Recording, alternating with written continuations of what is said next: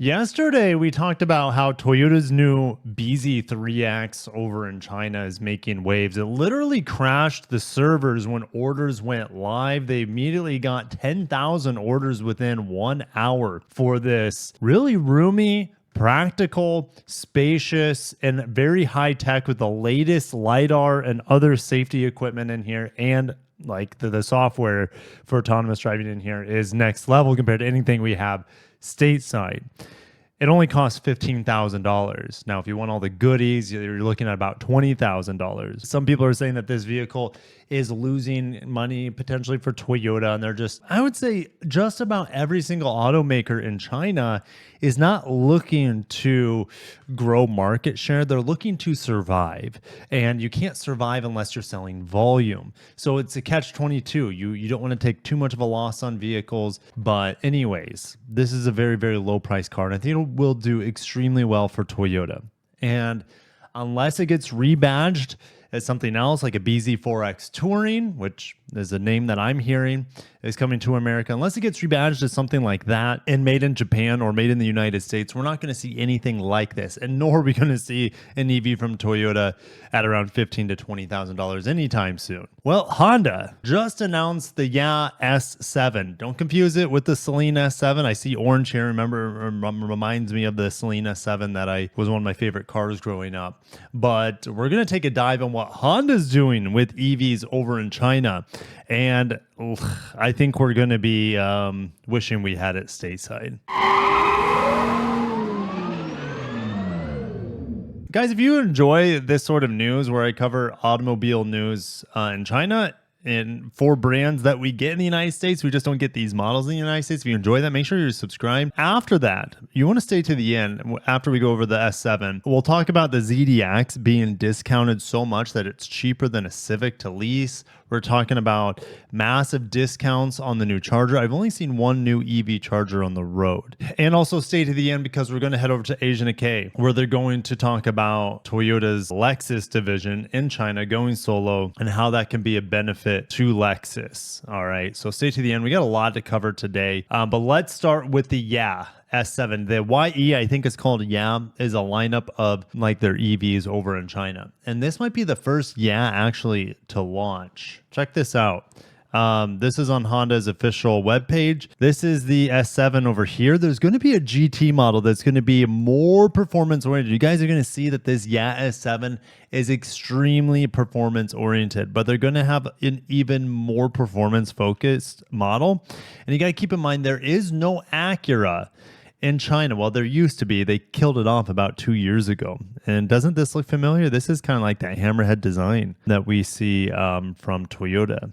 All right, so that's awfully similar to the hammerhead design. This new series is named with the Chinese letter, which I cannot say, which means shine brilliantly. And keep in mind, these series have the new H mark. This H mark is the same H mark we're going to see on Honda 0 Series EVs made in Marysville, Ohio. Make sure to check out my plant tour that I went on in February. So here's the thing. The P7 and the S7 are essentially the same car, but you got to remember Honda has two joint ventures. So the S7, the one we're talking about today, seemingly is getting maybe a slight jump on competitors. So this is GAC Honda here on the far right, and this is Dongfeng Honda.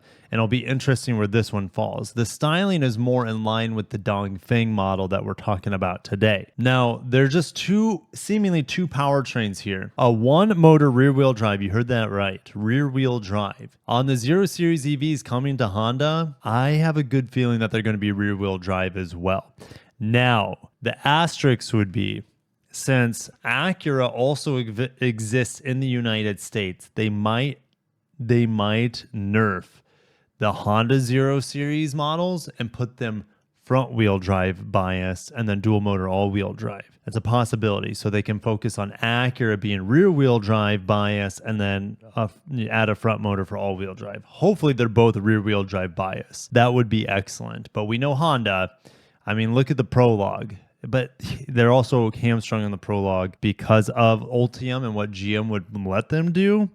But anyways, it's the Prologue is very front wheel drive focused. So you have a 2-motor 4-wheel drive model. Both variants are designed in the pursuit of the joy of driving. That sounds like an Acura sort of slogan, right? Precision crafted performance. More specifically, the rear-wheel drive variation was designed to offer sporty and crisp handling, and the 4-wheel drive variation was designed to offer both high power and high responsive handling to realize driving at the will of the driver. And before we get so much into the S7, check this out. This is like a low slung GT 5-door. And I think a lot of people would be interested in a car like this. Enthusiasts. I think it would bring a lot of enthusiasts. And yes, 0 Series Saloon, a flagship, is going to be bonkers, I think. Keep in mind, this is a completely different platform, completely different software than what we'll see on the 0 Series EVs made stateside. But Honda still calls the shots. So there might be some similarities here. Anyways, this is supposed to go on sale by the end of 2025, the GT. And it looks like, since they're saying production models based on the GT concept, this is probably the Dongfeng design, and then we'll have a different design for the GAC. Let's get back to the S7 here. And it looks like the pricing is going to start around $35,800 for this. Which is very expensive for the Chinese market. These are performance EVs. If we looked at yesterday's model, the BZ3X, this is like a very mass-produced model. It's very focused on serving the general population and families. It's got 201 horsepower and pretty okay range, I would say. I think it ranges anywhere from 200 to upper 200 mile range. They give you 3 different battery pack options, and they all use LFP batteries. This is using a much higher power dense and energy dense battery. So this will be a lithium ion battery, technically NMC battery. We're going to have up to 469 horsepower in these dual motors. It's absolutely bonkers. All right. The top trim is 469 horsepower and 620 kilometers of range. So let me go ahead and pull up the calculator here. So we're looking at probably around 300 miles of range driving in town. And then 250 miles or so of range driving on the highway. We also have a double front wishbone suspension and then multi-link in the back, so it's going to handle very similar to like an Acura. But I bet the 0 Series EVs as well will be. Actually, I don't know for sure, but my gut's telling me that they're going to be double wishbone up front too. The battery pack size is about 90 kilowatt hours. 0 to 60. Well, it's hard. It's probably like 4.3 seconds. 4.3 seconds is equivalent to the 0 to 60 of the Acura ZDX Type S, which has about 500 horsepower. It's just as fast as a ZDX. Range is probably about the same as a ZDX, something like that. But this is a Honda model.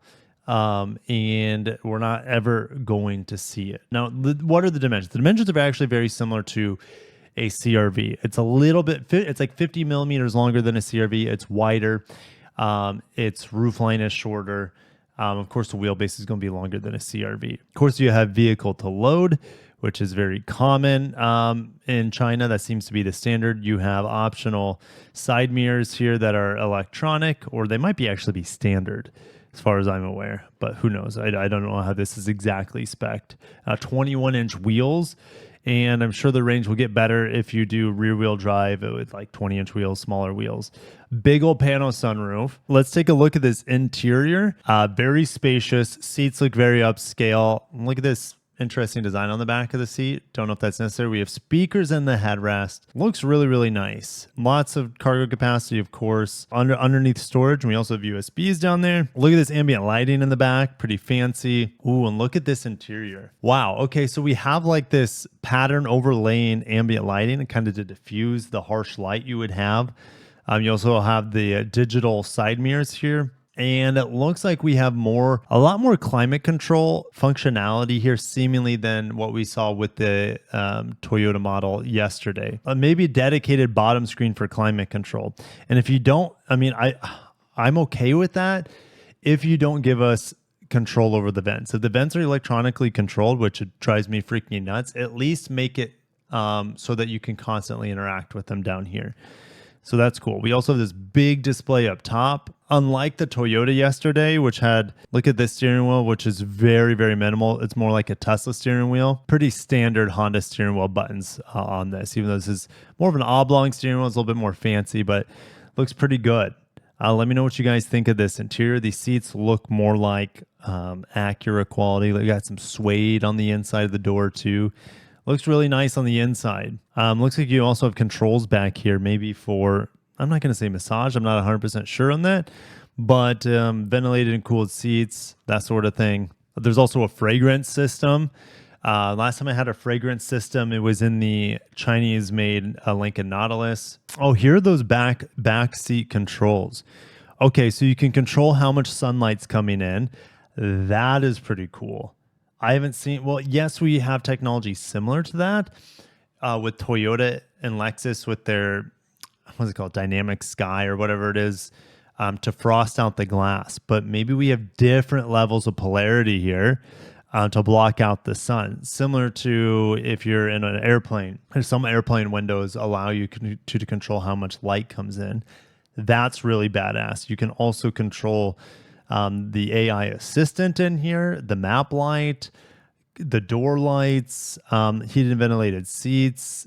That's pretty cool. I'm liking what I see here. Wireless charger, 9-inch. I really like this. This reminds me a little bit of the Prius or the BZ4X, except it's a better, more high-tech screen. Looks pretty good overall. And then here's a close-up of that climate control. I could live with this. All right. Yes, I prefer physical buttons, but this, since it's dedicated here, I could live with it. So we have some additional information here over at Car News China. Those standard wheels for the high range models are going to be 19-inch wheels. Now, apparently there's this 42-inch augmented reality head-up display. Now, I haven't seen pictures of it. Maybe I skimmed through it too quick. But that would be on top of this screen on the glass. That would be pretty neat. I don't know what the purpose of it. I don't think it's that necessary when you have the screen this close to the glass, to be honest. All right, so the rear wheel drive models are 268 horsepower, and the four wheel drive models, again, dual motors, 469 horsepower, 0 to 60 in about 4.5 seconds, even faster, 4.3 probably, 0 to 104.6. Oh, I forgot, the rear wheel drive model gets you an extra 30 kilometers of range. It's not actually that much more efficient than the four wheel drive model. That's surprising, despite it having smaller tires or smaller wheels. The rear wheel drive model starts at $35,800. The top trim is $42,000. Guys, you're getting a ZDX Type S sort of performance here. It could be better. It actually could be better. It could handle better. That vehicle was very, very chunky. And so this is aimed, guys, this is aimed directly at the refreshed Model Y, which starts at $36,000 and tops out around $49,000. So, wow, Honda gunning straight for Tesla, undercutting their pricing and giving it really, really impressive performance. And that interior is very, very impressive. I like this interior better than any Tesla interior I've seen. All right. Not saying the interior is perfect by any means, but there's some cool stuff going on there. Of course, other than Tesla, there are more rivals. So the Chinese brands have 800 volt platforms. So this is 400 volts. I mean, Tesla's 400 volt too, but 800 volts definitely, when you have a premium car like this, it should be 800 volt. So the Zeekr 7X, Xpeng G6, and BYD Sea Lion 07. Let's go and take a look at these models. Pretty cool looking. I think, let me know if you like the more rounded looks here of the 7X. To me, it looks a little bit like the new Murano. I don't know. I don't really like it. I think the Honda looks cooler.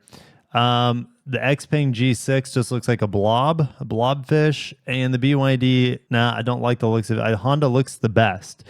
With I would say Tesla maybe second best. So let me know what you guys think there.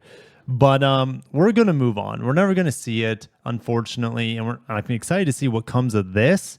The GT model is going to be more high performance in theory. But let's get into what's happening stateside with Honda and Acura. The ZDX reaches a discount of 40% off. ZDX MSRP, let's go look it up. The Type S, well, okay, so the A spec starts at 64K and the Type S 74K. Okay, so 10 grand more. So there's a confusing array of ZDX discounts. It can exceed $28,000. You can buy a new Civic Hybrid for $28,000. An Acura ZDX could be cheaper to lease than a Honda Civic, and at 40% off, this is the new high for ZDX EV incentive offers.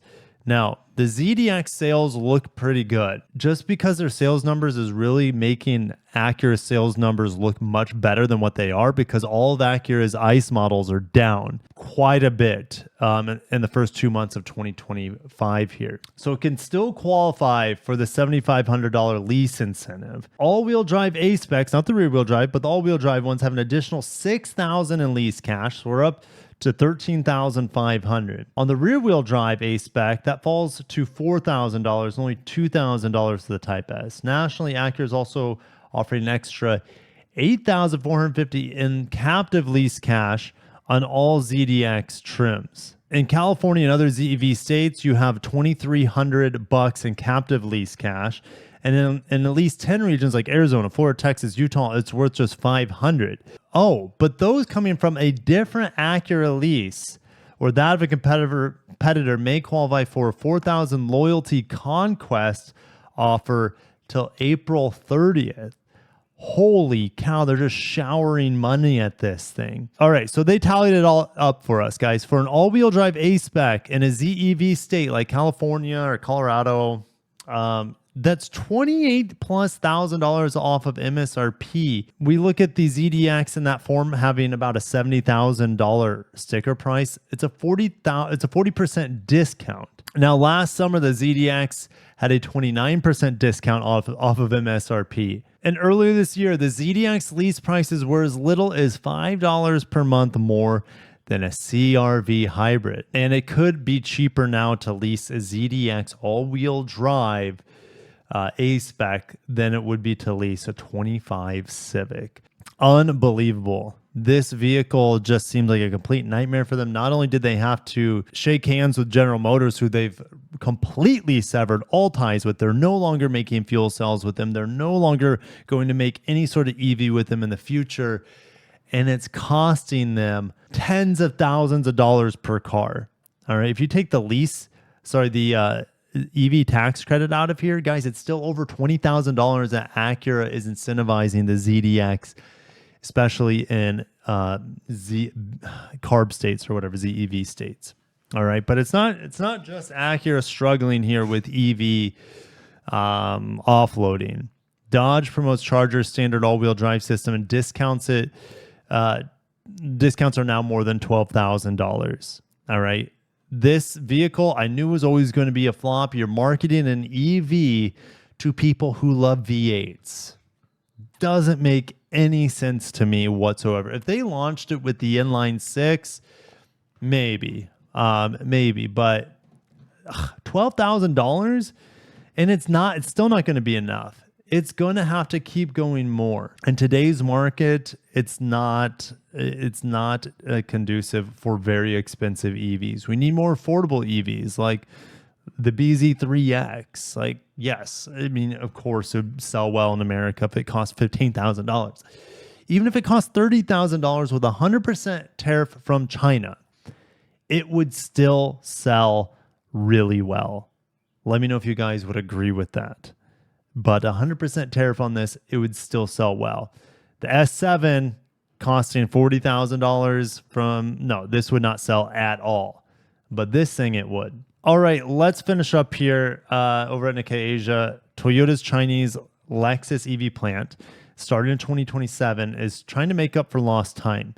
While others are downsizing in China, Lexus is building. They want to grow. They do not want to give up on this market. Lexus Shanghai New Energy. It's a new Lexus business. This is not Lexus of North America or Lexus corporate. This is a new division of Lexus, and it'll develop and build EVs as well as produce batteries. They're not going to be importing Lexus. Well, maybe some models would be imported into China, but this is going to be a game changer for them. Starting as early as 2027, annual capacity of 100,000 Lexus models. Foreign automakers are struggling in the Chinese market. Toyota's doing okay there. It shrank only 7% in 2024. I want to say Honda was like over 20%, maybe even more than that. Lexus sold 180,000 units in China. Now, a few years back, they were over 200,000 units. So they're diminishing there. But with this plant coming online, I think they're going to have some sort of revitalization in the second half of this decade. Now, they spring back from 2023, surprisingly, but 2021, I think was their peak year, 2020, where they're selling like 220,000 units a year. Now, Lexus, like this BZ3X, these Lexus models are being sold at a discount in the face of competition from Chinese EV automakers. Toyota is saying they want to engage the Chinese EV market more seriously than they have been. That resolve was confirmed by the board of directors that made the decision to launch the Shanghai Lexus plant. And they're going at it on their own. Keep that in mind. Like Tesla went at EV auto production on their own, auto production in general on their own. There's no joint venture here. Toyota has a joint venture with GAC and I think FAW. All right, this has nothing to do with that. Foreign automakers normally are required to open joint ventures with local partners in China, but an exception for EVs and other new energy vehicle plants was carved out in 2018, meaning here's open doors for now Lexus and formerly Tesla. Tesla made 900,000 Chinese EVs in 2024, and that's half of Tesla's global production volume. Tesla's also looking to open a plant in India because import tariffs there are through the roof. They also, of course, have the German plant and then the plants here in the United States, two of them. And the joint ventures with Toyota, FAW, and GAC did not want Toyota to go independent, said Toyota. Lexus was the key to finding a middle ground with the joint venture partners. Lexus sales were already being handled by a wholly owned Toyota subsidiary. What were mostly imports would simply transition to onshore production and development, and the Lexuses will not compete directly with the joint ventures. That makes sense. These Lexuses made in China will be exclusively for China. Even if they wanted to export them to the United States, it doesn't look like they're going to. These cars are only for the Chinese market. But here's the thing.